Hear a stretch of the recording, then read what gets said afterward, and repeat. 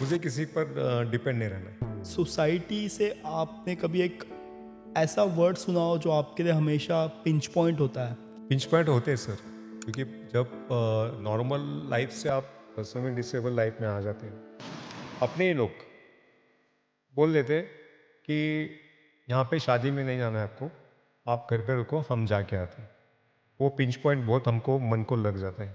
जब आपने कोई मैराथन में या कोई इवेंट में पार्टिसिपेट करना शुरू किया तो आपको कोई ऐसे पुशबैक मिला कि नहीं आप मत करिए क्योंकि आप रनर्स का रास्ता रोकोगे या उनको पुशबैक करोगे, आप धक्का मुक्की होगा, ऐसे कुछ? क्योंकि हम नॉर्मल रनर्स को ही यहाँ पर परमिशन लिया, पुलिस प्रोटेक्शन लिया, सब कुछ लिया। आप रनर्स बोल के आप दौड़ेंगे तो हमको नहीं मालूम। आज IIT पवई में भी काफ़ी इलेक्शन थे, तो मैंने क्रैक किया ना सर।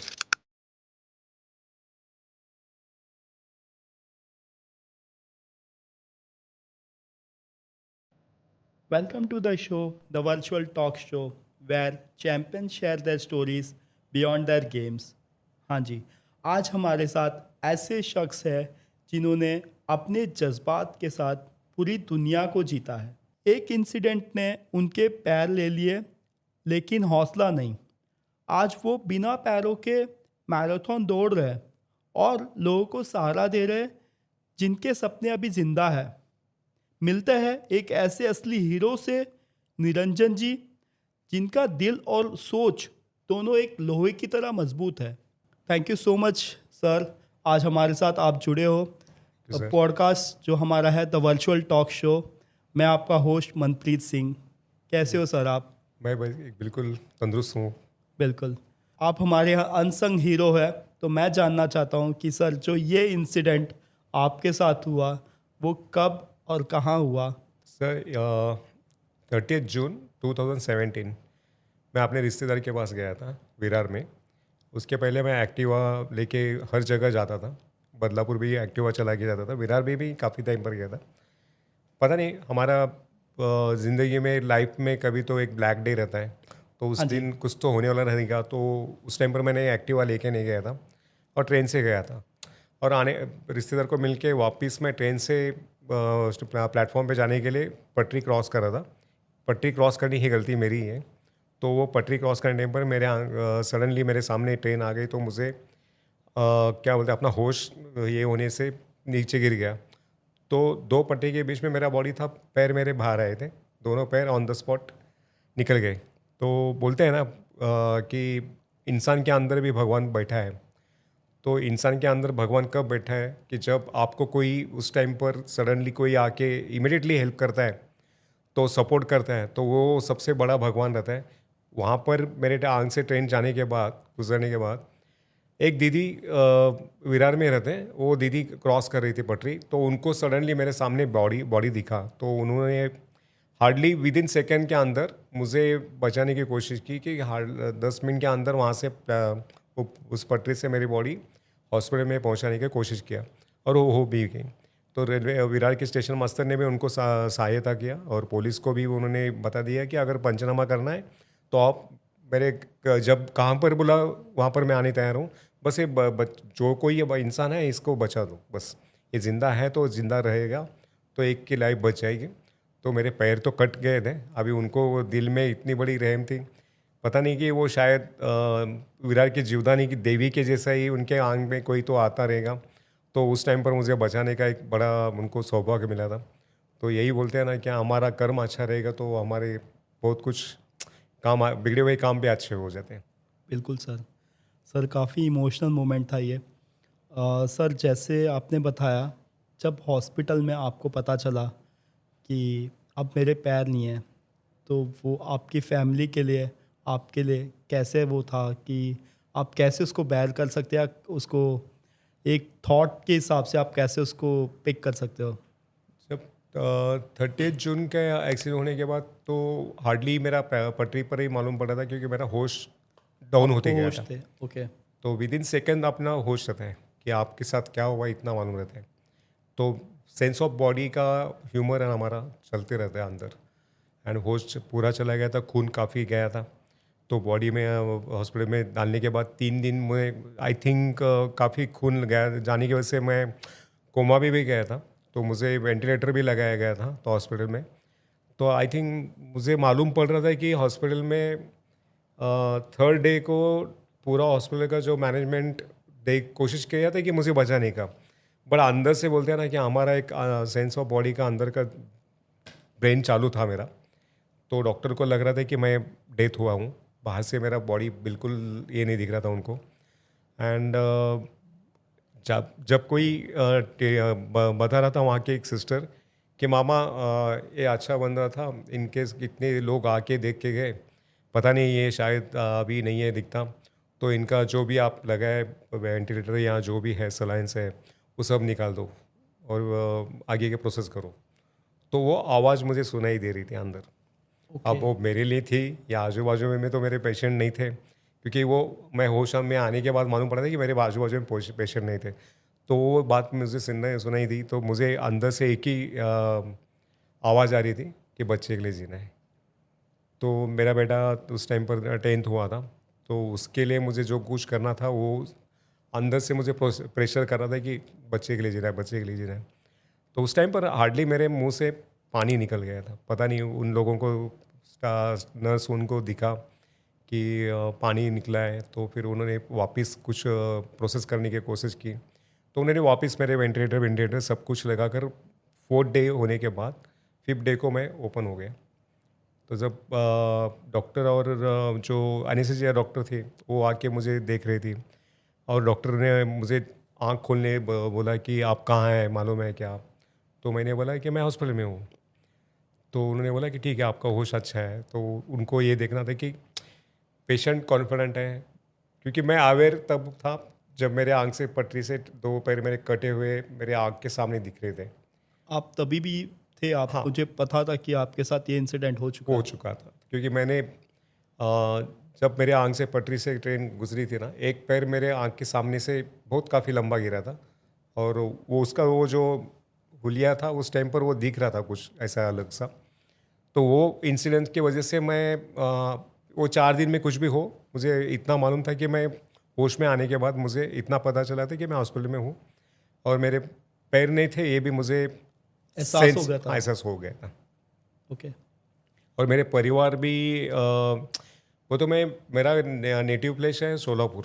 मैं हाँ बॉर्न जी। बॉटन सोलापुर से हूँ, और मुंबई में 25 ईयर्स से अभी रह रहा हूँ, 2099 से यहाँ पर हूँ। एंड मेरे बीवी और मेरा बेटा साथ में रहते थे। जब एक्सीडेंट के साथ हम 1 महीना पहले, मेरा एक्सीडेंट के पहले हम कश्मीर भी गए थे, फैमिली के साथ घूम के भी आए थे हम लोग।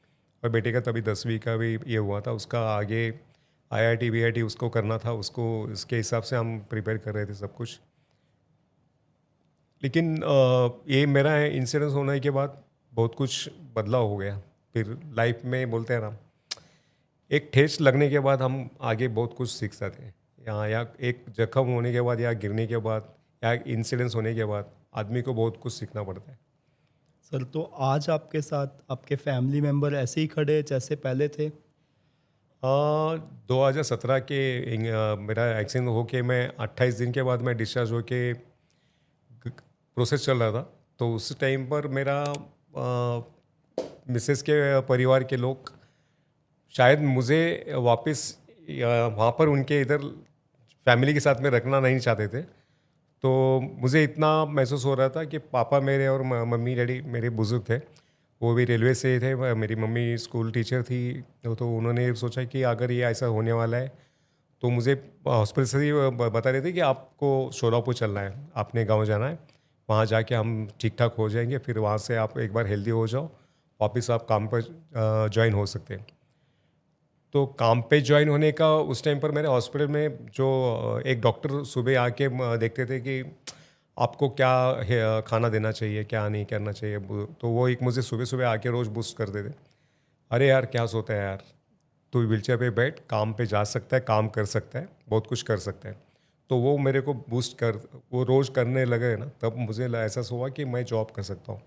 तो ये डिस्चार्ज का प्रोसेस होने के बाद मैं सीधा मम्मी डैडी का राय ये ले लिया और सीधा गांव चला गया। गांव जाने के बाद मुझे मेरा मम्मी डैडी के इधर के सब लोग आज भी मेरे पीछे हैं। ओके। तो मिसेज एंड बेटा साथ में नहीं है, तो भी जो भगवान के सामने जो मंजूर है वही हमको करना है। ओके। मे बी ऐसे होगा कि एक स्टेटस सिंबल कि फैमिली में कैसे पार्ट होना चाहिए, ये रीज़न की वजह से उन्होंने आपको एज अ पार्ट फैमिली में कंसिडर नहीं किया होगा। अ, अब हर आदमी का अपन जब एक्सीडेंट हुआ है तो मैंने बहुत सारे लोगों का आज ये देख रहा हूँ कि पर्सन में डिसेबल लोगों के जो परिवार किसी के साथ में अच्छे हैं, किसी के साथ में मेरे जैसे अभी फैमिली न्यूक्लियर हुआ है उस टाइप के हैं। तो लैक ऑफ क्वेश्चन ऐसा खड़ा हो जाता है कि अभी ठीक है हमारे साथ नहीं सपोर्ट दे रहे जो परिवार, उनके बारे में हमको ज़्यादा नहीं सोचना है क्योंकि आगे हमको बढ़ना है। अगर हम फिजिकली मेंटली और सब कुछ करने के लिए हम खुद अच्छा रहेंगे तो आगे बहुत कुछ कर सकते हैं हम। इसके लिए पहला स्ट्रांग हम बनना है, उसके बाद जो साथ में है नहीं है उनके बारे में सोचना है। बिल्कुल, जैसे आपने बताया कि हॉस्पिटल में जैसे डॉक्टर जो अराउंड आप आ रहे थे, एवरीडे आपका चेकअप कर रहे थे, रूटीन एंड ऑल, तो एक हो सकता है कि एक भगवान का कोई अवतार होगा जो आपको आके मोटिवेट कर रहा होगा था कि नहीं, यहाँ से आपकी नई जर्नी स्टार्ट होगी। हाँ, हॉस्पिटल में दो तीन टाइप के डॉक्टर्स आ जाते हैं। एक तो आपको बूस्टिंग करने वाले भी रहते हैं, साइकोलॉजी में डॉक्टर भी रहते हैं जो आपके ऑर्थोपेडिक के इस पर रहेगा तो उसको वो डॉक्टर आके ये करते हैं, उनका जो डेली रूटीन है वो कर लेते हाँ हैं। जी। तो मुझे बूस्टिंग करने वाले डॉक्टर जो थे वो मेरे न्यूट्रिशन पर ज़्यादा ध्यान देखने वाले थे क्योंकि मेरा लैक ऑफ ब्लड निकल गया था। तो मेरे बॉडी से क्या न्यूट्रिशन देने के बाद क्या कवर कर सकते क्या नहीं है, क्योंकि वो हॉस्पिटल विरार का विजय वल्लभ हॉस्पिटल था, वहाँ पर जैन कम्युनिटी का वो वहाँ पर सब कुछ ये था।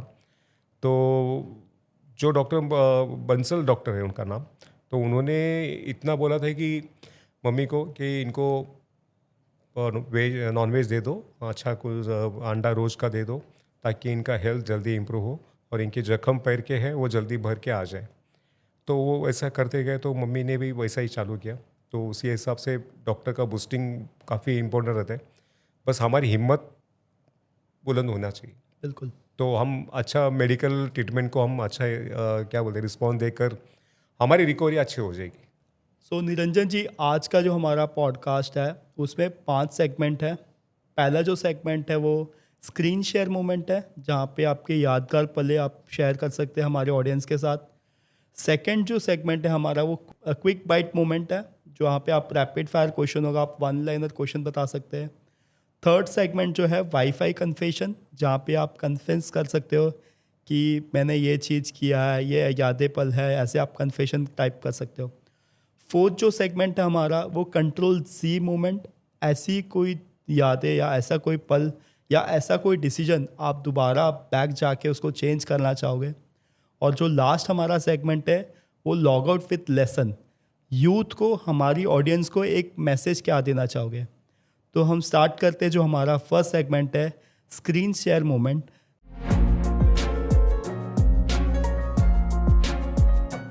जैसे आपने बताया कि आपके साथ ये इंसिडेंट होने के बाद भी आपने इतना हौसला दिखाया, इतना माइंडसेट फिज़िकली मेंटली आपने आपको प्रिपेयर किया, और जैसे आपने बताया कि आप कुछ समय तक जॉब नहीं कर पाए और आप घर पे थे, उसके बाद आपने रनिंग करना कैसे स्टार्ट किया, आपने आपको फिज़िकल मेंटली कैसे प्रिपेयर किया।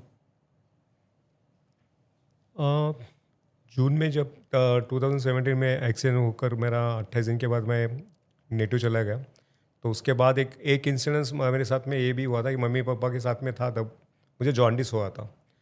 तो जॉन्डिस होने के बाद वो भी जॉन्डिस मेरा लास्ट स्टेज वाला जॉन्डिस था कि वहाँ पर भी मेरा लॉटरी था। तो वहाँ पे डॉक्टर ने सोनोग्राफी करने बोला मुझे कि आपका लीवर फंक्शन पे कुछ इन्फेक्शन हुआ है क्या, देखना है हमको। तो वो देखने के लिए मैंने सोनोग्राफी टेस्टिंग किया, तो लीवर फंक्शन को इतना ये नहीं हुआ था लेकिन नॉर्मल था। तो डॉक्टर ने फिर सोनोग्राफी डॉक्टर को मैंने ही बोला कि अगर सर आप ये भी किया तो मेरा किडनी फंक्शन भी देख लो। तो उन्होंने किडनी फंक्शन के लिए स्क्रीन ये कर रहे थे, तो उनको सडनली दिखा कि एक ही किडनी दिख रही है। तो शॉर्ट हो रहा था कि एक ही किडनी है, तो आपका कुछ ऑपरेशन हुआ था क्या, किडनी कुछ ये हुआ था क्या। तो बोला कि सर आपके सामने मेरे बॉडी है, आपको दिख रहा है कि कहीं पर वो मेरा खरोच नहीं, नीचे वाला मेरा बॉटम कटा है, उतना ही मेरे इधर स्टिचेस है, उसके अगेंस्ट कहीं पर बनी। तो उन्होंने बोला कि अगर आपका जर्नी ऐसा है कि बचपन से आपका एक किडनी का डेवलपमेंट नहीं हुआ है, तो इसके लिए आपका एक किडनी पर आपने आज तक 45 ईयर्स तक आपने जीवित निकला, और ये अभी इंश्योरेंस भी आपने बाहर निकाला ये एक्सीडेंट का। तो एक अच्छा था कि आप फिजिकली जब अच्छा रहते हैं, कितना भी आप ये रहो, तो सबसे मेन खाना और पानी और ये सब नींद होना ज़रूरी है हमको। तब आपको ये सब कुछ आपके जो ऑर्गन्स है बॉडी के अच्छे रह सकते हैं।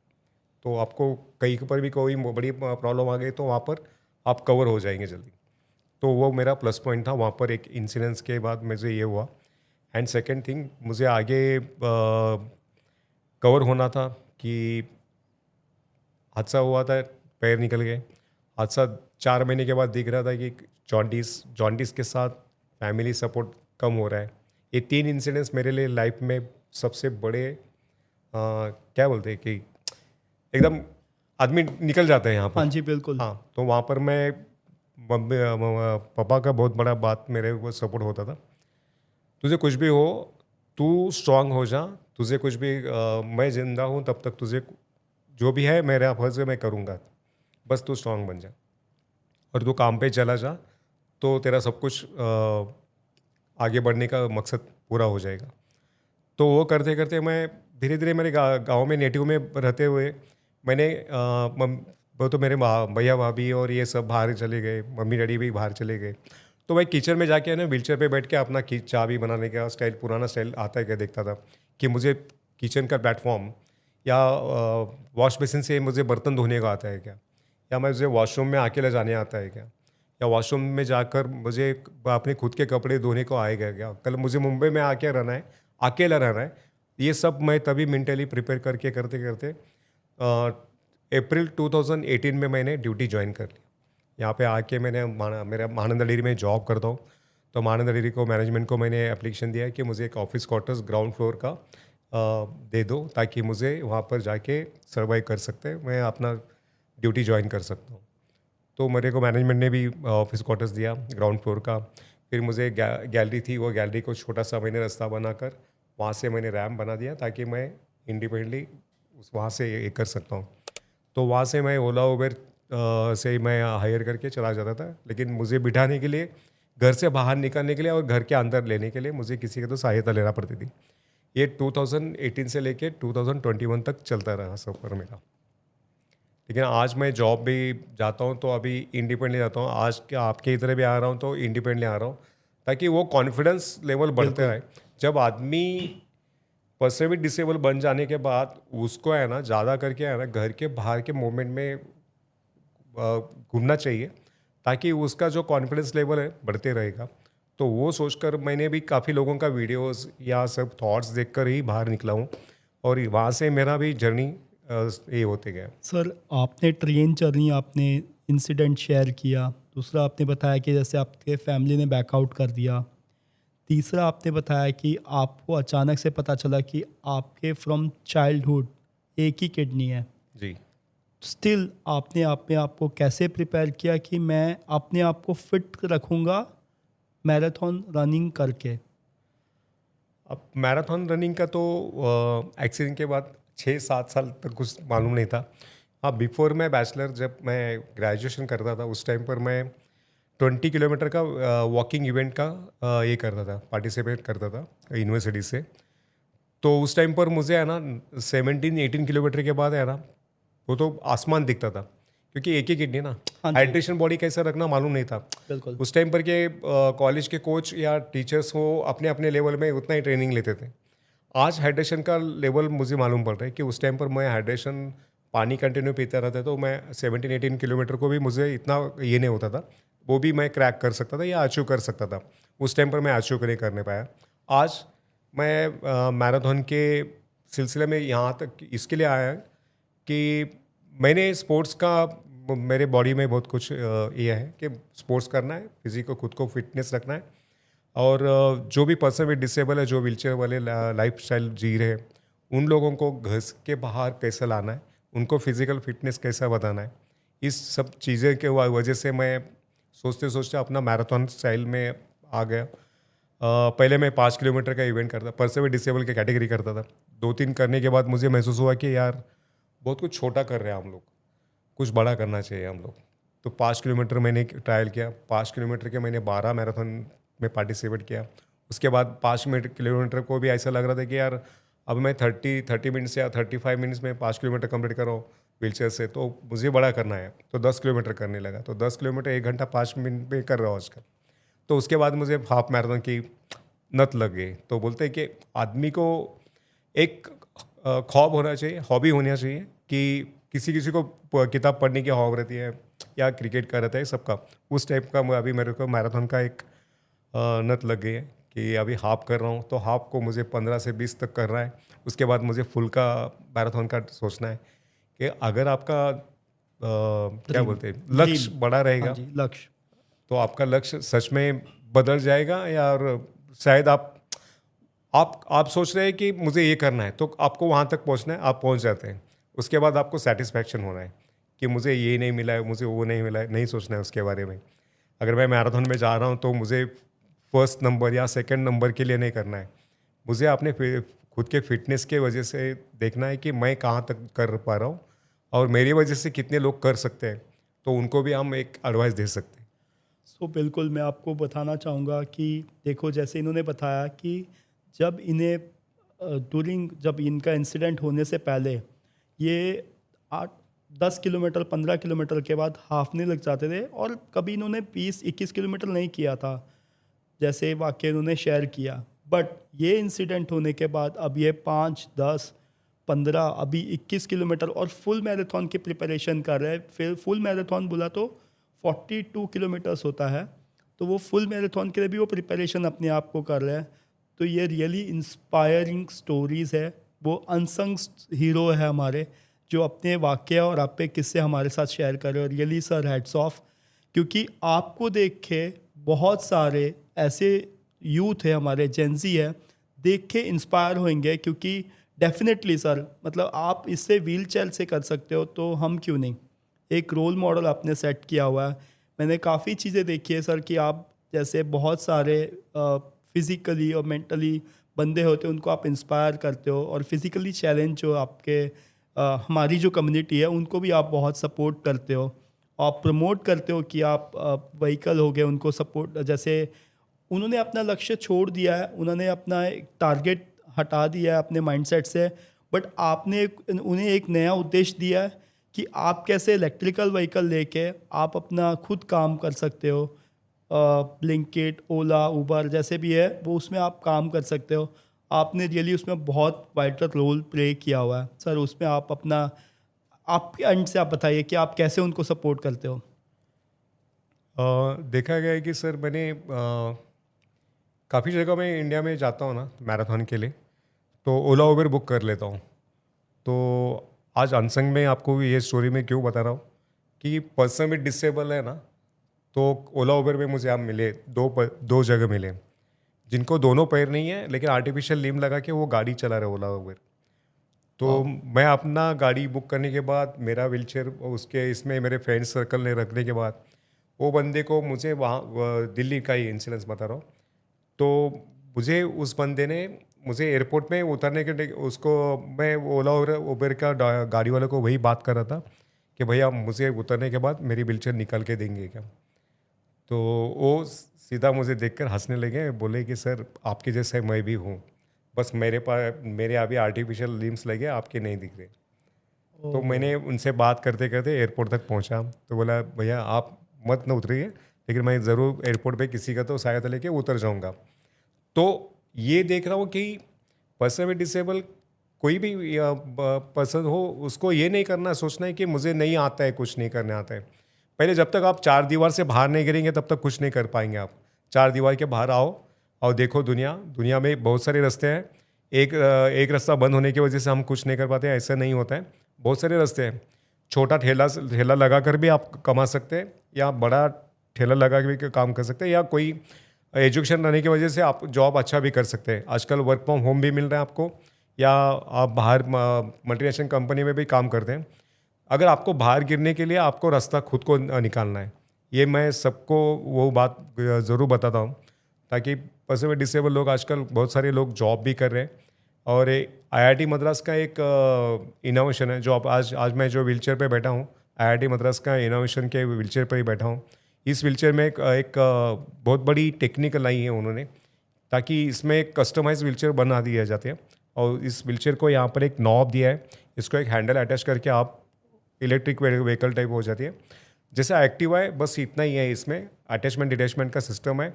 और वो पर्सन विद डिसेबल को खुद को लगाने को आना चाहिए, इस सिस्टम से ये गाड़ी बनाई है। और उसको डिटैचमेंट करने के ये भी उसको करना चाहिए। तो इंडिपेंडेंटली कैसा ये मोमेंट गाड़ी चला सकता है, तो उसके हिसाब से IIT मद्रास के मैकेनिकल डिपार्टमेंट ने ये बहुत सोच समझ कर ये गाड़ी बनाई है। इसका इस्तेमाल आज बहुत सारे लोग आज इंडिया में कर रहे हैं, बाहर के कंट्रीज़ के लोग भी आजकल ये गाड़ी परचेस कर रहे हैं। और इसके वजह से आज मेरी लाइफस्टाइल पूरी इंडिपेंडेंटली बनी है। जो 2021 तक 18 से लेके 21 तक मैं डिपेंड था, ताकि मुझे कहीं पर भी जाना रहेगा तो मुझे घर से कोई तो पर्सन आके ओला उबर में बिठाने के लिए वो सपोर्ट करता था। पर आज नहीं, आज मैं घर से अपना आज मैं आपको एक बताना चाहता हूँ कि आज मैं ऑफिस क्वार्टर से दूसरी जगह रहने गया हूँ, जहाँ पर मैं 16 फ्लोर पे रूम लिया हूँ, ताकि वहाँ से मेरा जो भी गाड़ी है या व्हीलचेयर है वहाँ से मैं अकेला आता हूँ, अकेला आके मैं ऑफिस चला जाता हूँ। आज भी आपके इधर आया हूँ तो इंडिपेंडेंटली आया हूँ। तो बहुत कुछ रास्ते ऐसे निकलते हैं। जब रास्ता निकालने के लिए आपको खुद को भी देखना पड़ेगा। मार्केट में बहुत सारे टेक्निकल पॉइंट्स आए हैं, उसका भी रास्ता ढूंढ सकते हैं। बेसिकली आपका ये है कि अगर आप दिमाग में सोच ले हाँ, कि मैं नहीं बैठ सकता या मैं कर लूँगा, तो ये totally depend on mental game है। अगर हम सोचेंगे कि नहीं मेरे साथ ये इंसिडेंट हो गया, मैं ऐसे बैठूँगा, मैं हार गया ज़िंदगी से ये, तो वो बंदे मैंने देखे कि वो कभी ऊपर नहीं आते। जैसे आपकी विजुअल है कि आपने सोचा है कि नहीं मुझे करना है, तो जब आप वो ठान लोगे तो डेफिनेटली आप बहुत सारी चीज़ें अचीव कर लोगे। Really hats off sir. Thank you. Sir जैसे हम नेक्स्ट सेगमेंट हमारा है quick bite reality check rapid fire question जिसे हम बोलते हैं।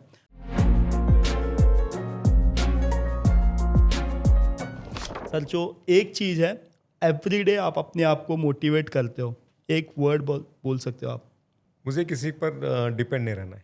एवरीडे आप बोलते हो? या हर चीज़ में, जहाँ पर भी मैं अभी तक मैं एयरपोर्ट से लेके जहाँ तक जाना है वहाँ तक, जहाँ मुझे ज़रूरत है वहाँ पर मैं सहायता लेता हूँ। नहीं, वहाँ पर मैं सब खुद मैनेज करता हूँ। इंटरनेशनल टर्मिनल 2 का एयरपोर्ट, आप स्टार्टिंग से गेट से लेके आपका बोर्डिंग गेट कैबिन गेट तक मैं इंडिपेंडेंट अपनी व्हीलचेयर चला लेता हूँ। जो भी पर्सन आता है मेरे साथ में उसको बोलता है कि तू साथ में चल, बस मुझे रास्ता दिखा दे। सर सेकंड क्वेश्चन हमारा है कि सोसाइटी से आपने कभी एक ऐसा वर्ड सुना हो जो आपके लिए हमेशा पिंच पॉइंट होता है? पिंच पॉइंट होते हैं सर, क्योंकि जब नॉर्मल लाइफ से आप पर्सन में डिसेबल लाइफ में आ जाते हैं तो बहुत सारे अपने ही लोग बोल देते हैं कि यहाँ पे शादी में नहीं जाना है आपको, आप घर पे रुको, हम जाके आते हैं। वो पिंच पॉइंट बहुत हमको मन को लग जाता है। तो उसके बाद हमें बहुत मेंटली अंदर से रेडी होना पड़ता है कि यार यहाँ पे कुछ तो स्ट्रांग बनना है हमको, यहाँ पे कुछ चेंज करना है समाज में। तो वो पिंच पॉइंट को हम समाज में चेंज करने के लिए है ना, पहले अपने लोगों को चेंज करना पड़ता है कि अपने लोगों को वो विश्वास दिखा दो कि हम क्या कर रहे हैं और आगे कैसे बढ़ रहे हैं। तो ये पिंच पॉइंट पर आप बहुत पॉजिटिव होना ज़रूरी है। Sir worst day of your life और best day, worst and best दोनों? वर्स्ट डे क्या है कि कोरोना आया था ना सर, वो बहुत वर्स्ट डे था। क्योंकि यहाँ पर है ना, बीमारी कुछ नहीं थी, लेकिन बीमारी का जो डर था ना, वो डर काफ़ी लोगों के में ये हुआ था। मैंने ऑफिस के मेरे काफ़ी स्टाफ थे उसमें, आज उनसे बात किया हूँ और कल सुबह रिज़ल्ट अलग सुनने मिलता था। और जब मैं बेस्ट ऐसा था कि मेरा कलीग, मेरे एक ही डिपार्टमेंट में हम काम कर रहे हैं, और वो हमारे गोरेगांव के मानंदा डेयरी के अपोजिट में नेस्को कोविड सेंटर था। तो वो उसका घर था बोरेली में। तो उसने मुझे इतना ही बोला कि अगर तुझे पॉसिबल होता रहेगा तो मुझे ये चीज़ लेके आ सकता है क्या? मैं बोला ठीक है, लेके आऊँगा। क्योंकि मैं उस टाइम पर कोविड के टाइम पर ये ओला उबेर से चला जाता था, तो सुबह मैं प्रिपेयर करके उसके लिए क्या भी कुछ भी रहेगा तो वो लेके जाता था। वो 15 या 20 डेज था वहाँ पर। तो मुझे सैटरडे संडे यहाँ कभी जाने नहीं मिला, तो भी मैं मंडे टू फ्राइडे उसको है ना, जो भी चीज़ चाहिए था उसको मैं हर सुबह जाके दे के आ जाता था ऑफिस से। तो वो मेरे लिए बेस्ट था, क्योंकि कोविड सेंटर में आपको एक में को आधार देना बहुत सबसे ज़रूरी था। वो आधार मैंने मेरे दोस्त को दिया था। आज वो रिकवर करके घर पे है अपने साथ, फैमिली के साथ। वाह सर, रियली इंस्पायरिंग। सर जो नेक्स्ट सेगमेंट हमारा है वो है वाईफाई कन्फेशन।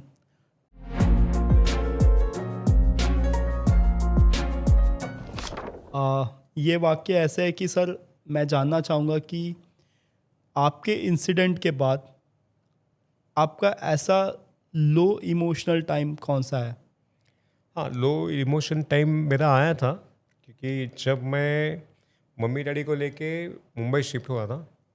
एक्सीडेंट के बाद मैं 28 दिन के बाद मैं सीधा नेटिव चला गया। नेटिव जाने के बाद वहाँ से मुझे है ना वापस ऑफिस ज्वाइन करना था। तो ऑफिस ज्वाइन करने पर मम्मी डैडी ने मुझे बोला था कि हम तेरे साथ में आके रहेंगे, रुकेंगे थोड़े दिन, फिर उसके बाद आप तेरे को लग रहा है तू कर सकता है तो हम तब तक रुकेंगे। तो मुझे लग रहा था कि मैं मम्मी डैडी को तो लेके आया, बोला यार मेरे वजह से इनकी लाइफ क्यों ख़राब करना है, क्योंकि मेरे वजह से मम्मी आज 75-78 के उम्र में खाना बनाने का ये कर रही है। वो पहले ही 37 years as a teacher job किया है, इतना हार्डवर्क। क्योंकि कॉर्पोरेशन स्कूल में हमारे नेटिव प्लेस में अलग था कि कन्नड़ा मीडियम में मेरी मम्मी टीचर थी। हाँ जी। तो बच्चों को जाके स्लम से उठा कर लाकर स्कूल पढ़ाना पड़ता था। तो वो उसने हार्डवर्क किया था, तो उस और कितना हार्डवर्क करना है, तो वो सोचकर मैंने मम्मी और डैडी को 2 ही महीने मैंने मुंबई में मेरे साथ में रखा और उनको सब दिखा रहा था कि मैं इंडिपेंडेंटली कर सकता हूँ। मैंने शोलापुर में मेरे नेटिव प्लेस में भी दिखाया था कि मैं इंडिपेंडेंटली कर सकता हूँ। तो पिताजी ने मुझे स्टार्टिंग में एक बुजुर्ग अंकल थे, हॉस्पिटल से वार्ड बॉय बोलकर रिटायर हुए थे। वो मेरे इसके लिए सब कुछ करने के लिए रखा था उन्होंने, केयर टेकर बोलकर। बट पापा को मैंने विश्वास दिलाया कि मैं 4 महीने में वो केयर टेकर का, अभी पापा को वो नहीं, वो लग रहा था कि नहीं तू मत कर, मैं उसको हाँ रखा जी। है, तू उसके बारे में मत सोच। तो पापा को मैंने विश्वास दिखाया कि केयर टेकर को है ना, मैंने कभी भी है ना वो अंकल को, बुजुर्ग को, उनको बोलता था कि आप बैठो, मुझे करने दो बोलकर। मैं बाथरूम में जाके कपड़े धो के आता था, सब कुछ करके आता था। फिर अंकल को बोलता था कि मुझे वो दरवाजा तक जाना है तो मैं जाऊँगा, वो कपड़े भी सुखाऊंगा, सब कुछ करूँगा। वो 2 महीने है ना, मैंने केयर टेकर और मुझे ही मालूम था कि मैं क्या सीख रहा हूँ अंदर, और केयर टेकर भी देख रहा था कि ये कर सकता है। तो फिर केयर टेकर को लग रहा था कि अभी मैं बुजुर्ग हूँ, मेरा जॉब भी चला जाएगा। तो मैंने उसका जॉब इतना जल्दी जाने नहीं दिया। तो भी मैंने पापा को धीरे धीरे समझा कर उनको बोला कि आप केयर टेकर को अभी बंद कर दो, वेस्ट ऑफ मनी हो रहा है आपका, क्योंकि मैं बाकी का सब संभाल रहा हूँ। जब पापा अकेले घर पे थे, भैया भाभी और मैं मम्मी बाहर गए थे, तो पापा को पूछा कि आपको चाय बना के दूँ क्या। तो मैंने उनको चाय बना के दी, तभी उनको एक कॉन्फिडेंस आ गया कि नहीं ये कर सकता है। और तो ये पुशबैक था मेरे लिए, और वहाँ से मैं धीरे धीरे करके आगे बढ़ते गया। सर कोई चीज़ के लिए आपको डर लगता है अभी करने के लिए, कि शुरुआत में अगर आप कोई काम करते हो तो हर बंदे को थोड़ा डर लगता है कि मुझे ये करना चाहिए या नहीं करना चाहिए?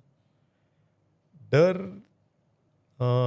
डर नाम का चीज़ निकल गया सर, क्योंकि आज लाइफ में अगर आपको डरने का मकसद नहीं है कुछ ऐसा कि आप ये नहीं कर पाते, वो नहीं कर पाते, ठीक है, आपको बहुत कुछ 100% तो आप नहीं कर सकते, लेकिन आपके सेटिस्फैक्शन के लिए आप 50% भी किया ना तो बहुत कुछ होता है। तो 100% का नहीं सोचता हूँ मैं मुझे इतना ही करना है तो मैं वो सोचता हूँ, उसके लिए मैं डरता नहीं हूँ। क्योंकि मुझे वो डर मालूम है कि मुझे वहाँ तक पहुँचना नहीं है, मेरे को मुझे यहाँ तक जाना है और जो कुछ करना है तो वो अच्छा सेटिस्फेक्शन रिजल्ट देना है उसको बस। कभी आपने भगवान को कोसा है कि आप मेरे साथ ही ऐसे क्यों हुआ, पहले आपने ये इंसिडेंट किया, फिर मुझे एक किडनी दी, फिर फैमिली मेरे से अलग हो गई, आज मैं अकेला हूँ? कभी आपने ऐसे मोमेंट पे आके मैंने गुस्सा हुआ है? भगवान को नहीं कोसा है। मेरा ट्रेन एक्सीडेंट होने के बाद लास्ट का जो कोच है ना, ब्लैक कलर दिखता है आपको सबको, जो गार्ड के पीछे एकदम हाँ जी, ब्लैक। बिल्कुल। तो ब्लैक कलर के पीछे है ना, मेरा मुंह ऐसा था ना, तो ब्लैक कलर दिख रहा था मुझे। तो उस टाइम पर साईं बाबा दिखे, उसके बाद मेरे बेटे का फोटो दिखा, तो यहाँ पर ये हुआ। तो उसके बाद मैं जो दीदी ने मुझे वहाँ से 10 मिनट के अंदर मुझे हॉस्पिटल पहुँचाया, तो वहाँ पर मेरे साथ में भगवान ही था ना सर, बिल्कुल। मैं क्यों कोसूँ। जी हाँ, जैसे बट आज के दौर में आप देखोगे आज के या यूथ या जेंसी को ऐसे लगता है कि नहीं हर बार मेरे साथ ही गलत होता है, भगवान मेरे साथ ही ऐसे क्यों करता है? वो रीज़न की वजह से कभी आपके दिमाग में कभी गुस्सा आया कि नहीं ऐसे सब मेरे साथ हो रहा है? यूथ लोगों का एक आज का एक रवैया क्या हुआ है सर कि हमारा ये मास मीडिया बहुत आया है। जैसे आप मोबाइल है, लैपटॉप है, कंप्यूटर्स है, मूवीज़ बहुत कुछ आए हैं, सब कुछ ये आए हैं। फ्रेंड सर्कल में भी वही है और बाहर भी वही है। इनको प्रॉपर चैनल पेरेंट्स लोग करना चाहिए, ताकि पेरेंट्स अगर बच्चों को मीडिया से जुड़ के रखेंगे तो बच्चों में वही एक डर पैदा रहता है कि मुझे नहीं होता है, मेरे हाथ से नहीं होगा, या मैं करने जा रहा हूँ तो वहाँ पर सक्सेस नहीं हो रहा है। वो सक्सेस होने के लिए पेरेंट्स का भी उतना ही रोल है, या फ्रेंड सर्कल जो फ्रेंड्स अच्छे रहते हैं। 100% तो सब बुरे नहीं रहते, उसमें 25% जो आपके दोस्त हैं, वो 25% दोस्त में से आपको कुछ सीखना है, या आपके सीनियर्स कोई रहेंगे भाई, या आपके कज़न्स, या समाज में जो भी पर्सन अच्छे पोस्ट पे गए रहेंगे, उनसे आप डिस्कस कर सकते हैं, उनसे आप रवैया ले सकते हैं कि हमें आगे बढ़ना रहेगा तो क्या करना है। तो ये मीडिया से थोड़ा हटना चाहिए, बस वहाँ से बहुत कुछ चेंज हो सकता है। बिल्कुल। मीडिया पकड़ के चलेंगे तो आपका आँख को भी प्रॉब्लम आएगा, मेंटली भी आपको सब कुछ ये हो जाएगा, तो बॉडी लैंग्वेज भी पूरा चेंज होता है। कुछ हमारे एपिसोड पहले अमरजीत सिंह जी आए थे, तो उन्होंने एक वाक़या शेयर किया था कि जैसे उन्होंने जब शुरुआत में मैराथन रन करना स्टार्ट किया था, तो काफ़ी ऑर्गेनाइज़र उनको अलाउ नहीं करते थे। तो मैं आपका एक्सपीरियंस जानना चाहता हूँ कि जब आपने कोई मैराथन में या कोई इवेंट में पार्टिसिपेट करना शुरू किया, तो आपको कोई ऐसे पुशबैक मिला कि नहीं आप मत करिए क्योंकि आप रनर्स का रास्ता रोकोगे या उनको पुशबैक करोगे, आप धक्का मुक्की होगा, ऐसे कुछ? सर अभी करंट बोलो तो अभी 24 भी नहीं हुआ है। नेवी मैराथन का मैंने रजिस्ट्रेशन किया है हाफ मैराथन के लिए, अभी 23 नवंबर को भी हो रहा है वो। तो कल रात को ही मुझे आया है कि आप मेल आपको दिखाऊंगा, तो आप रीड करने के बाद आपको पता चलेगा कि आज सुबह मुझे एक IIT पवई का 10 किलोमीटर करना था। रात को मैं 10 बजे वो ईमेल चेक कर रहा हूँ तो मुझे वो रिजल्ट दिख रहा है। तो आदमी सोचता है कि यार चलो यार नहीं क्या करना है। उनको मैं एक रिप्लाई दिया, क्या आप हम लोगों के साथ इनजस्टिस कर रहे हैं, वो सब कुछ कर रहे हैं।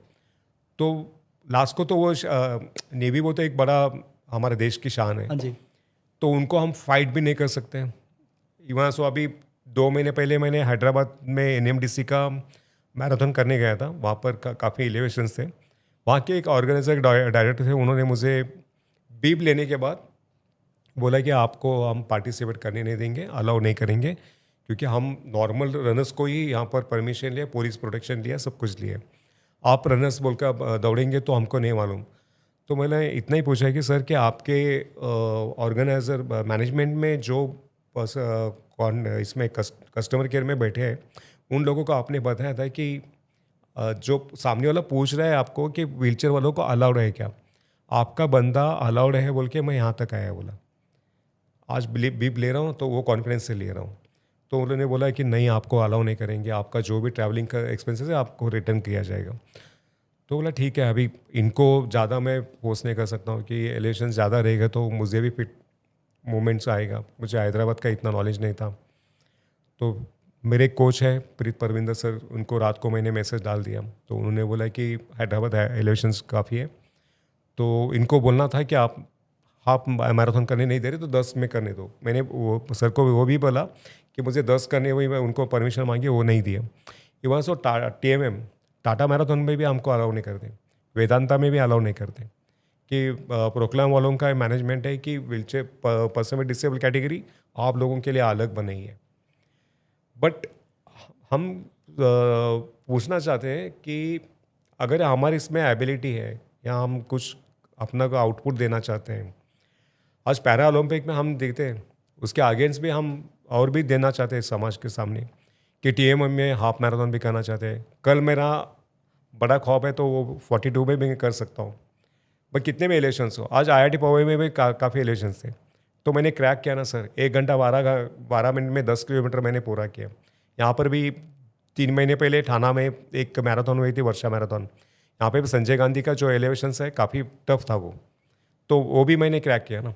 तो हम कर सकते हैं, लेकिन सामने वाले को उतना ये नहीं रहता है कि नहीं सर, तो देना है। जैसे आप बता रहे थे तो नेवी रन में आप पे अलाउ इसीलिए नहीं किया क्योंकि बहुत सारे रनर्स आएंगे तो आपको शायद उनका दिक्कत रीज़न होगी। वही है, शायद उनका रीज़न वही है।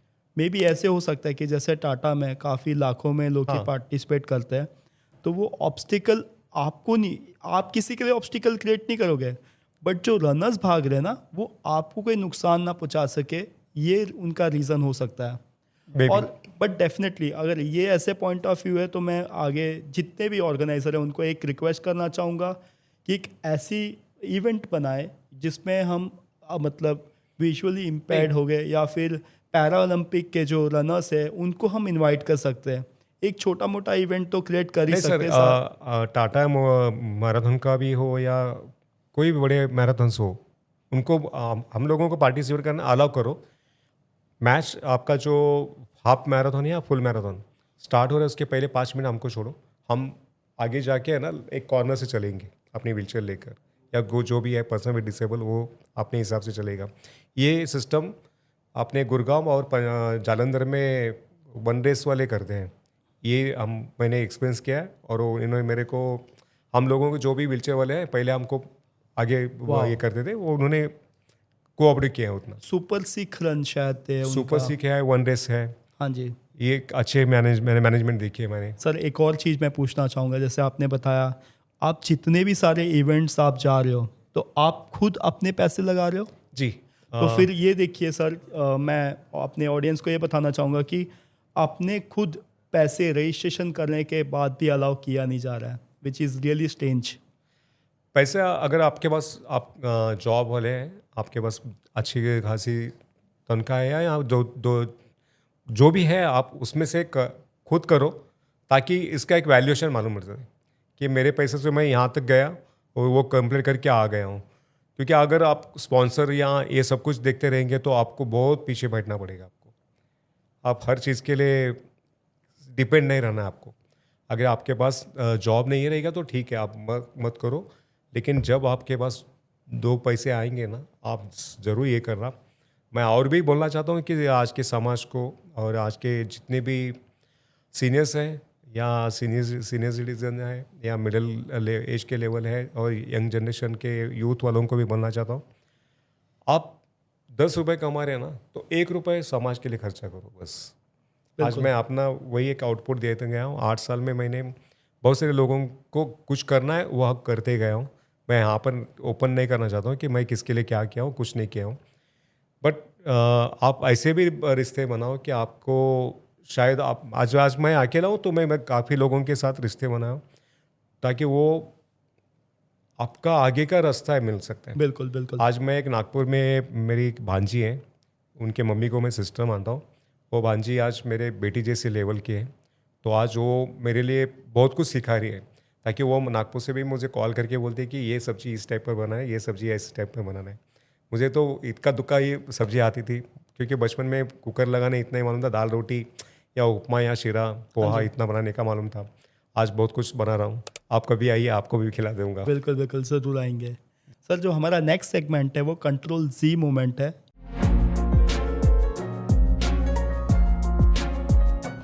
इसमें अपनी लाइफ में या कोई ऐसा इंसिडेंट हुआ है जो आप दोबारा जाके उसको रिकरेक्ट करना चाहोगे, तो क्या एक चीज़ होगी जो आप करना चाहोगे?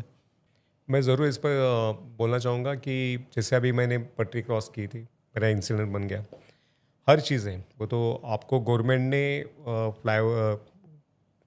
क्या बोलते हैं, फ्लाईओवर चढ़ने के पैदल चढ़ने के लिए वो रास्ते बना दिए हैं, अंडरग्राउंड के रास्ते बना दिए रहेंगे, या मेट्रो में आपको बहुत सारे आप अनऑथोराइज आप कुछ भी मत करिए। जैसा हाईवे आप क्रॉस कर रहे हैं अकेले, हाँ जी। कौन सी गाड़ी कौन से स्पीड में आएगी पता नहीं चलता है आपको। तो ये मेरी पटरी क्रॉस करने की गलती मेरी जो हुई है उसको मैं और भी लोगों तक पहुंचाना चाहता हूँ कि आप गलती मत करो। जब भी आप बाइक चला रहेंगे आप मिरर में देखो, मिरर से आपको ये भी देखना है कि आपको लेफ्ट टर्न में राइट में कौन सी गाड़ी है या नहीं, तब आप हाईवे से साइड में आ सकते हैं।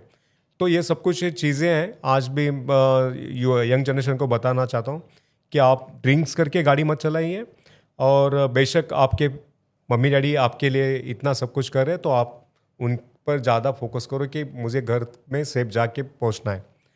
एक सोसाइटी का माइंडसेट आप कैसे चेंज कर सकते हो? जो उन्होंने एक डिसेबल टैग जो लगाया हुआ है उसको आप कैसे चेंज करना चाहोगे?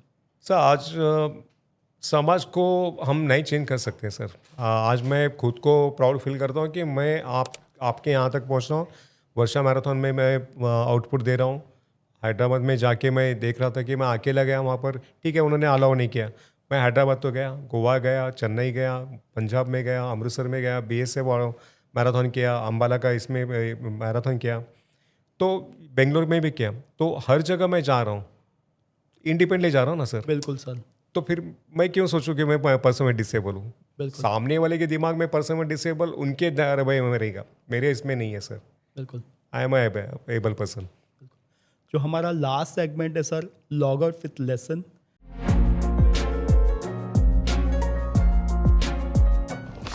इसमें एक ऐसा मैसेज आप दे सकते हो, वो एक यूथ के लिए होगा या एक डिसेबल कम्युनिटी को होगा कि अगर मैं तो आप क्यों नहीं, तो ऐसा एक आप मैसेज शेयर कर सकते हो अपने ऑडियंस के साथ। सही है सर कि आज का यूथ बहुत कुछ चेंजेस हुआ है, उनमें बदलाव आना ज़रूरी है, क्योंकि यहाँ से पहला मेन पेरेंट्स है ना, उन लोगों ने भी ध्यान रखना चाहिए अपने बच्चों पर। वो बचपन से ही उनको एक आदत लगा के रखना है कि फिजिकल फिटनेस के ऊपर, या कराटे है, पहला के सब स्विमिंग है, ये सब कुछ कर सकते हैं उनके, वॉकिंग इवेंट है, ये जो इवेंट्स हो रहे हैं वो धीरे धीरे करके बच्चों को एक आदत लगाएंगे ना, तो उनका जो युवक है, आज के युवक एक अच्छा हेल्दी और समाज में अच्छा कुछ दृष्टिकोण रख के आगे बढ़ सकता है। कि आजकल नशीली जो चीज़ें हो रही है वो रुक सकते हैं वहाँ कहीं पर। आज मैंने बहुत सारी जगह पर देखा है कि आपने फौजा सिंह मैराथन के सीनियर प्लेयर 113 साल 14 साल तक वो आज भी अवेयरनेस कर रहे थे कि पंजाब में ड्रग्स बंद होना बोलकर। बिल्कुल। बट भगवान की क्या मंजूर थी मालूम नहीं था कि एक रोड एक्सीडेंट में उनकी आज डेथ हुई है। आज फौजा सिंह को आप सामने से देखेंगे ना सर कि उनका बॉडी देखकर ही लगता है कि 114 साल का आदमी आराम से चल रहा है, बात कर रहे हैं, गाना गा रहे हैं। तो मैंने आपका सोशल मीडिया पे देखा था कि आप उनसे मिल चुके हो। मिल चुका हूँ मेजर DP सिंह सर से भी, जो वो हमारे मेंटोर है। हाँ जी। आज हम पर्सन में डिसेबल लोगों के लिए एक बहुत बड़ा मिसाल है कि आज इंडिया में वो खुल के बात कर रहे हैं, खुल के बता रहे हैं कि पर्सन में डिसेबल को आप उनको एक लेवल ला दो, उनको एक प्लेटफॉर्म दे दो, वो आगे बढ़ सकते हैं। बिल्कुल सर। निरंजन जी ने ये साबित किया है, अगर इरादा मजबूत हो तो हर रुकावट एक नया रास्ता बना देती है। दोस्तों, ज़िंदगी की रेस में जीतने वाला नहीं, दौड़ते रहने वाला हीरो होता है। Thank you so much sir, आपने हमारी अनसंग स्टोरीज हमारे साथ शेयर की। एक लास्ट मैसेज जो आप हमारी ऑडियंस को आप बोलना चाहोगे? ऑडियंस को यही बोलना चाहूँगा कि कोशिश करने वाले की कभी हार नहीं होती। आप जब तक कोशिश नहीं करेंगे तब तक आपको मंजिल नहीं मिल सकती। आज के पॉडकास्ट में आके मुझे काफ़ी आनंद मिला, सेटिस्फेक्शन मिला, क्योंकि यहाँ पर एक ऐसी प्लेटफॉर्म है कि यहाँ पर हर आदमी को भी आके अपना जो भी है स्किल दिखा सकते हैं, बता सकते हैं। लेकिन आज सबको बताना चाहता हूँ कि अनसंग जो स्टोरी है उनका चैनल को सब्सक्राइब, व्यूवर्स बढ़ा दो, लोगों तक ये इसका जो भी है स्टोरीज़ वहाँ तक शेयर करो, ज़्यादा से ज़्यादा इनको स्टोरीज जितने होते हैं उतने वहाँ तक पहुँचा दो कि जहाँ जो लोग आज मेंटल डिप्रेस में है उन लोगों तक पहुँचा दो, ताकि वो सीख कर आगे आ सकते हैं इससे। बिल्कुल sir, thank you Thank you, so sir. Much.